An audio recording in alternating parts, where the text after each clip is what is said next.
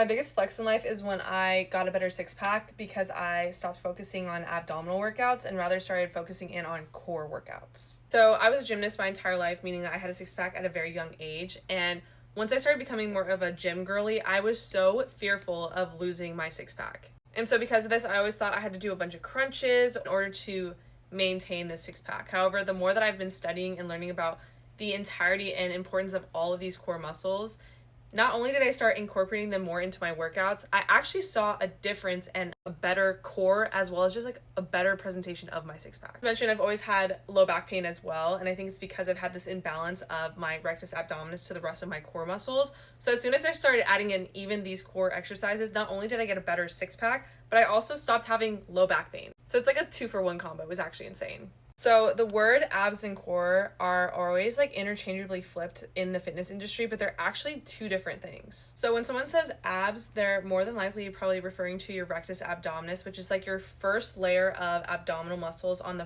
front center of your stomach. Now, this muscle does purely like flexion of your spine, and that's why if you work in any type of forward bending motion, it'll magnify this muscle, causing you to get like a six pack. However, you actually have 3 different abdominal muscles that make up your entire core, and if you work all 4 of these muscles, it only just enhances the presentation of your entirety of like a six pack. So your spine moves in all 3 planes of motions. You have your sagittal, frontal, and transverse, which means forward and extending, side to side, and also rotating or twisting.